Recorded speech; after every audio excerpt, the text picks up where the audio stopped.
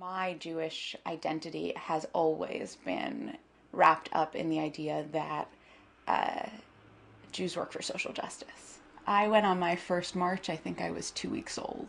I obviously have no memory of it, but apparently an anti-apartheid march, and marches are some of my earliest memories. I mean, we were on the street a lot as kids, myself and my brother, from Labor Day to disarmament to South Africa to pro-choice marches down in Washington. That 5 a.m. bus down to D.C. for whatever the big march was a familiar part of our childhoods. Destroys human lives. Think of where your money goes when shopping for your wives. Hey, Leviev, places human lives. Think of where your money goes when shopping for your Explain, Katie, these protests, why you're focusing on Leviev. Well, Lev Leviev is an Israeli billionaire who just recently opened his first New York retail establishment.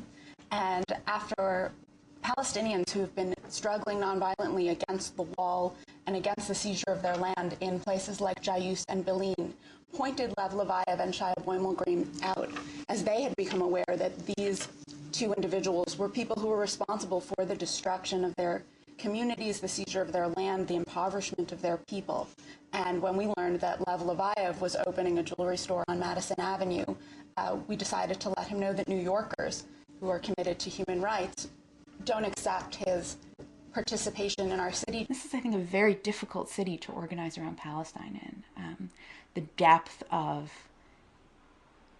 history of Jewish life in this city and the depth of political ties to Israel make the level of emotion and the level of make the difficulty of a dialogue really intense. And I think there certainly is discouragement, but these movements don't happen quickly. And I think one of the interesting things about the boycott movement is that it looks back to South Africa, where the boycott movement lasted decades. So it's not really fair for me to say, well, we're not getting anywhere, maybe I should move on to some other issue, because that might be easier, because that's not an acceptable way to fight for justice.